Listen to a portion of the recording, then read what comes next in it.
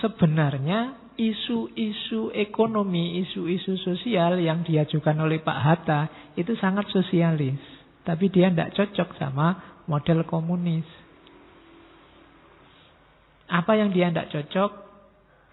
Yang pertama, zaman itu ya, Indonesia kalau serius mau menerapkan komunisme, zaman itu kan ada namanya Komintern. Itu sama saja nyari penyakit. Karena begitu dia deklarasi ikut grup sana, grup sini yang sekarang berkuasa, kapitalisme Amerika dan kawan-kawan, pasti akan berusaha mati-matian agar dia jatuh. Dan itu kan kejadian. Zaman Orde Baru. Lahirnya Orde Baru setelah pemberontakan PKI itu kan ya. Di situ banyak sekali yang main. Kamu menuduh orang per orang, tapi bisa jadi itu konspirasi besar. Karena Indonesia ini kok baunya kok mau jadi komunis ini. Grup satunya yang tidak komunis pasti memainkan banyak narasi untuk biar komunisnya nggak jadi.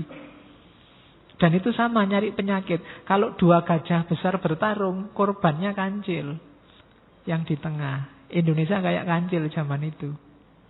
Kita masih sangat muda, negara baru lahir. Kalau bayi masih balita, masih butuh ada yang menyusui. Nah, zaman itu yang punya susu 2, yang maksudnya punya susu 2, yang bisa mendukung 2 karena ada kan 2 kubu itu kan, timur dan barat. Jadi antara Rusia, Uni Soviet sama Amerika, blok komunis sama blok barat. Ini kan pertarungan. Katanya Bung Hatta, kalau kita ngeblok sini, percayalah sini akan memainkan rekayasanya. Nanti kita jatuh. Kalau kita ngeblok ke sana sebaliknya. Jadi tidak ada untungnya mendeklarasikan kita blok apa.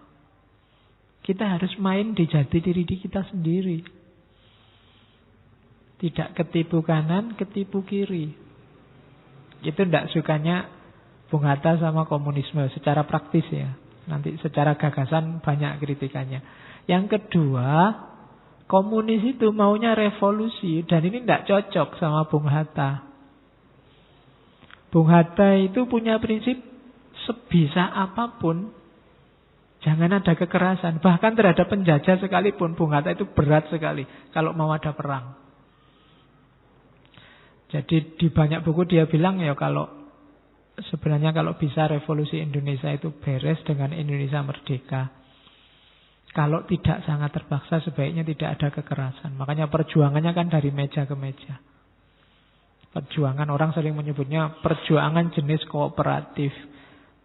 Tapi kalau tidak ada ini juga ya kita susah juga untuk mandiri sebagai bangsa. Kalau cuma hanya perang saja, tanding saja, melawan Belanda, melawan Inggris, melawan sekutu, kita pasti kalah. Kalau tidak ada perundungan diplomasi. Ya sebaliknya, diplomasi saja tanpa ada kekuatan militer, kita pasti juga disepelekan. Jadi dua-duanya penting. Tidak usah ada yang bagus yang melawan kayak Jenderal Sudirman. Atau ya enggak, ya bagus yang enggak, dua-duanya penting. Kalau kita tidak punya power militer yang kelihatan, ya dalam perundingan kita mesti disepelekan, dianggap negara lemah. Tapi kalau tidak ada perundingan, perang saja, ya mesti kita kalah. 10 November, heroik luar biasa kan. Semua orang tanding cuma pakai bambu runcing, tapi kan akhirnya ya kalah. Jadi kalau tanding ya kita mesti kalah secara militer. Ya, meskipun orang Indonesia punya keris, punya santet, punya pesugihan, tetap kalah pada akhirnya. Itu secara militer. Maka perlu imbangan dari dunia kooperatif, perlu ada lobby-lobby, perlu ada perundingan-perundingan. Itulah yang dijalankan oleh Bung Hatta. Jadi persepsi kita tentang pahlawan itu bukan cuma orang yang tanding ngangkat pedang, ngangkat bambu runcing. Tapi mereka-mereka yang dari meja ke meja juga bertanding luar biasa untuk kemerdekaan Indonesia. Ya termasuk Soekarno, Hatta, Syahrir dan kawan-kawan. Oke, jadi yang kedua itu Bung Karno nggak terlalu suka model revolusi. Apalagi nanti revolusinya komunis itu kan melahirkan diktatorship. Kan nanti ada fase namanya diktator proletariat.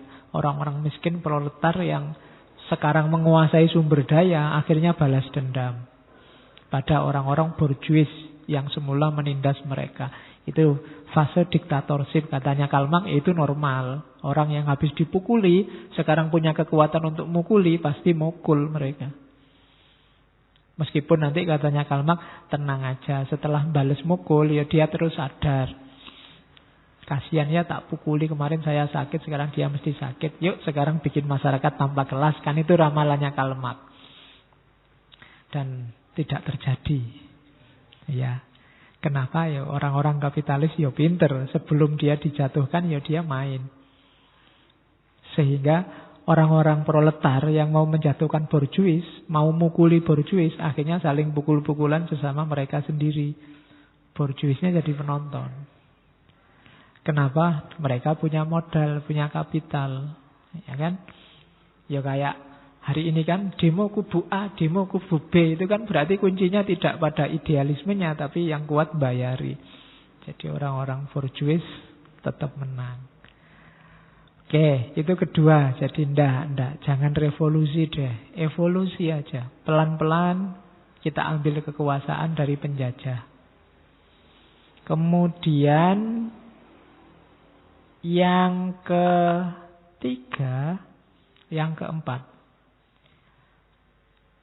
komunis berjuang berdasarkan teori perjuangan kelas.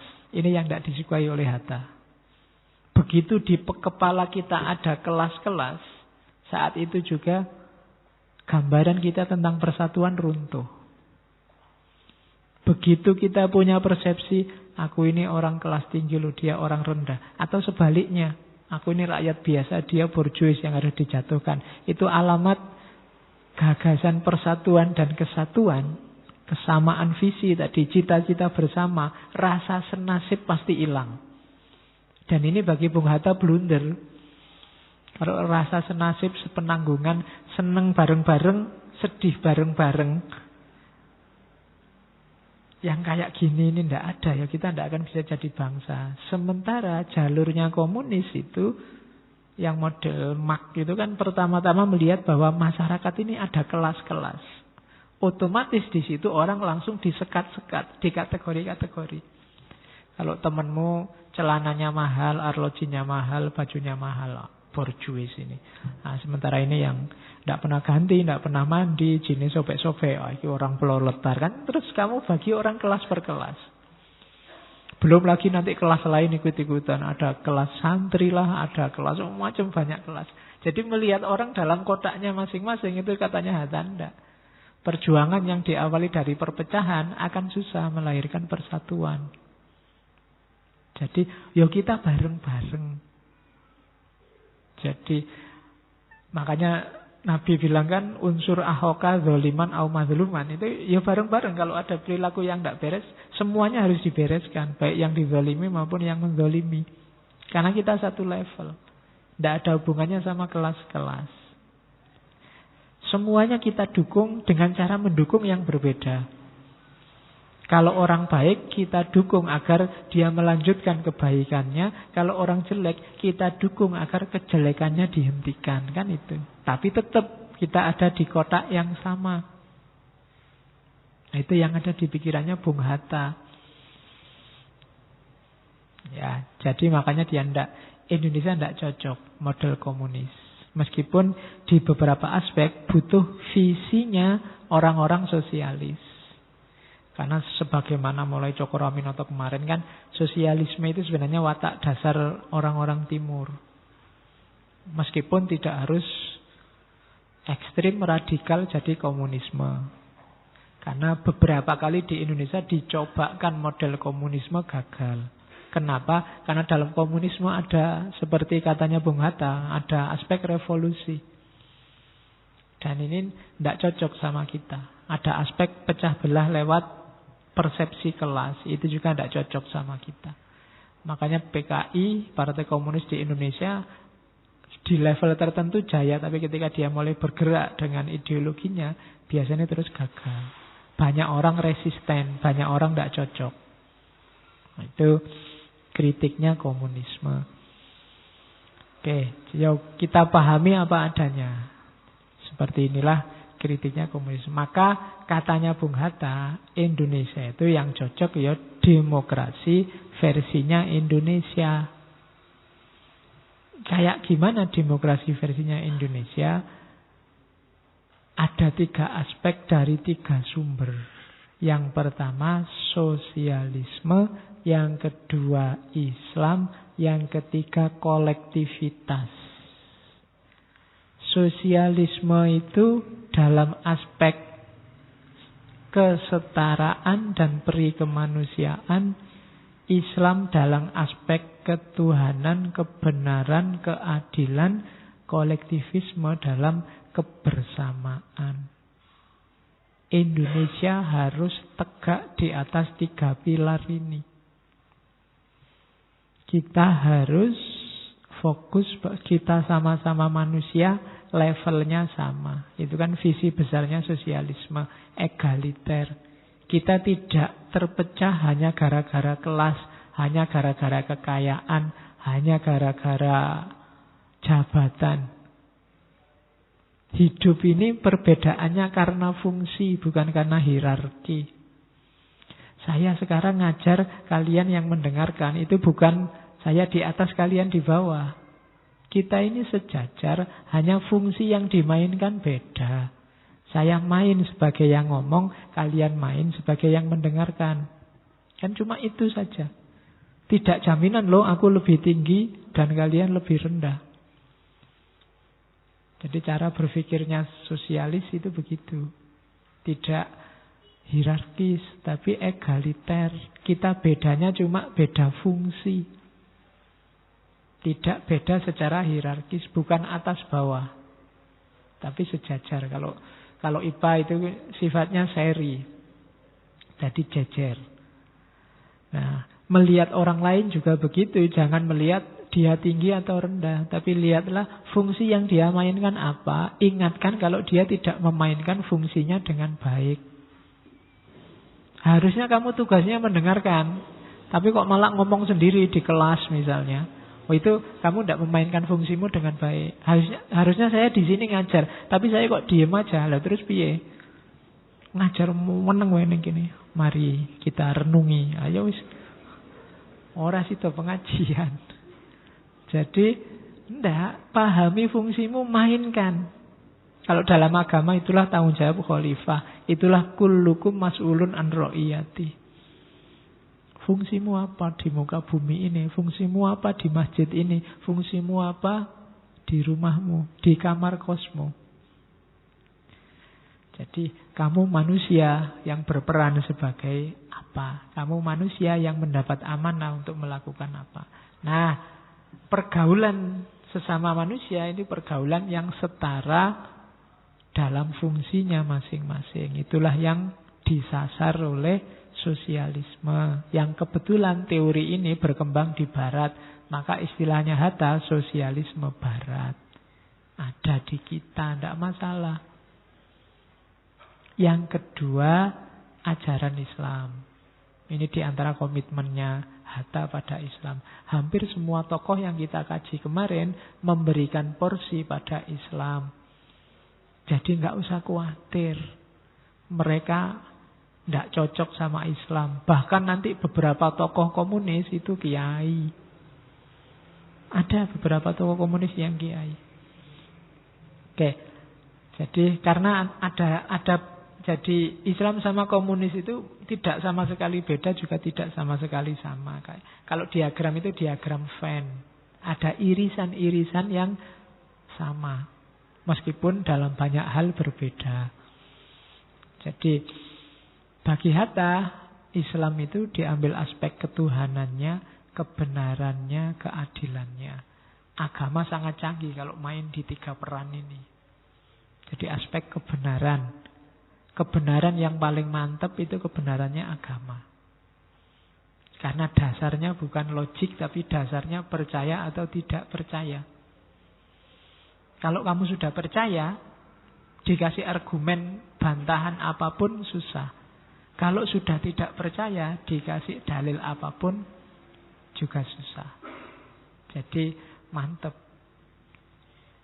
dibandingkan yang modelnya mengejar dengan keraguan, dengan skeptisisme. Itu biasanya bantah-bantahannya gampang. Tapi begitu kamu sudah percaya, selesai. Pacarmu selingkuh loh. Enggak, saya sudah percaya sama dia. Gitu loh. Ini loh fotonya. Oh enggak, itu kamu salah tafsir pada foto itu. Enggak, dia enggak selingkuh. Loh itu wis percaya, mantep. Dikasih bukti apa aja, enggak kaget dia. Saya sudah percaya kok. Kalau masih ragu-ragu, loh iya ya kayak gitu, berarti sudah enggak percaya. Kalau percaya, itu mau ada bukti nyata jelas di depan mata. Itu yang bikin diskusi itu kan sering mentok kalau sudah masuk ke sini. Percaya atau tidak percaya. Oke. Ada orang yang percaya 100% kalau Jokowi itu pembohong. Itu mau kasih dalil bukti apa aja, tidak akan belok dia. Pokoknya bohong. Itu jelas baik, enggak itu pencitraan. Sebaliknya juga begitu. Ada yang ngomong Jokowi itu pasti baik. Ada yang menunjukkan, lah kayak gini nih masuk baik. Loh enggak, kamu salah paham. Itu maksudnya enggak begitu. Kenapa? Percaya atau tidak percaya. Jadi bukan rasional atau tidak rasional. Dan agama punya norma-norma, nilai-nilai yang dasarnya percaya atau tidak percaya. Tapi kita memang butuh itu. Kalau hidup kita tidak ada prinsip-prinsip yang kita percayai, kita tidak bisa hidup. Kamu percaya tidak kalau setelah minum hausmu hilang? Kan kamu percaya, maka kamu tiap hari minum. Saya juga, karena saya percaya kalau sudah minum hausnya hilang, akhirnya saya minum. Bismillah.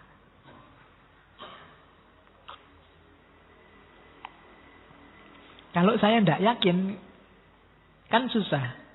Saya coba diteliti lagi. Apa iya kalau setelah minum hausnya hilang? Itu kan masih panjang ceritanya. Tapi kalau percaya sudah selesai. Dalam banyak hal kita butuh ini. Kalau dalam agama namanya akidah. Sesuatu yang mengikat. Yang kita percaya. Jadi ada orang bantah seperti apapun. Tuhan itu apa ya? Ada orang ateis bilang, orang agnostik bilang, ya terserah kamu dalilnya apa. Tapi saya percaya dia ada. Selesai. Oke. Dan itu agama. Orang Indonesia harus punya power semacam ini. Power ketuhanan, power keberagamaan, power keadilan. Kalau termasuk keadilan. Kalau kamu tidak percaya pada yang namanya keadilan, ya tidak akan jalan caramu untuk mengelola kedaulatan rakyat. Kita harus percaya bahwa kita bisa adil. Karena ada yang bilang, yang bisa benar-benar adil cuma Allah. Kita tidak bisa. Itu wassalam. Kamu nggak boleh poligami berarti. Poligami syaratnya adil. Yang bisa adil cuma Allah berarti tidak boleh. Tidak, pasti bisa adil. Adil level manusia. Adil 100% levelnya Allah ya mungkin. Tidak mungkin lah. Wong kita manusia. Adil versi kita. Sila kelima keadilan sosial bagi rakyat Indonesia itu kalau mikirnya tidak mungkin itu Pak terwujud, yang bisa adil hanya Allah. Ya buangan silanya kalau begitu. Tapi kan kita yakin bahwa bisa kita mewujudkan keadilan. Ya sejangkau kekuatan kita sesuai level kita sebagai manusia. Itu ada di pilar kedua. Orang Indonesia harus berketuhanan, percaya pada kebenaran dan mau mewujudkan keadilan. Spirit ini sumbernya dari agama, khususnya Islam. Dan yang ketiga, pilar kebangsaan itu kolektivitas bareng-bareng. Kalau kamu pecah-pecah, kalau kamu jalan sendiri-sendiri, sakarepmu dhewe ya sudah. Sukses itu harus bareng-bareng. Ngaji ini sukses karena kita punya visi bareng-bareng menjalankan fungsi kita masing-masing bareng-bareng. Kalau kamu, saya tidak mau Pak, yang lain ngajinya malam Kamis, saya ngajinya malam Sabtu aja deh. Ayo kamu tidak ketemu ngaji. Kamu di luar kolektivitas. Wong sudah disepakati malam Kamis kok kamu malam Sabtu. Nah itu kolektivitas namanya. Kok ngajinya ngadep sana semua sih Pak? Saya tidak mau. Saya ngajinya ngadepnya. Loh kamu tidak ketemu saya kalau ngadepnya ke sana. Tidak kolektif. Sudah kesepakatannya kolektif bareng-bareng. Ngadep ke sini misalnya. Nah itu kolektivitas. Ini 3 pilar utama. Indonesia akan runtuh kalau kehilangan salah satu pilarnya. Kalau Indonesia sudah mulai tidak manusiawi, tidak melihat manusia sebagai manusia yang punya hak dan kewajiban setara, maka sebentar lagi Indonesia hancur. Kalau Indonesia sudah meninggalkan prinsip-prinsip kebenaran, ketuhanan, keadilan, sebentar lagi kita hancur. Kalau Indonesia sudah tidak kolektif lagi, sudah individualis, mikir sendirinya sendiri, tinggal ditunggu saatnya. Karena ini pilar utama kita. Oke. Nah, karena itu dalam istilahnya Bung Hatta, beliau lebih suka pakai istilah demokrasi desa.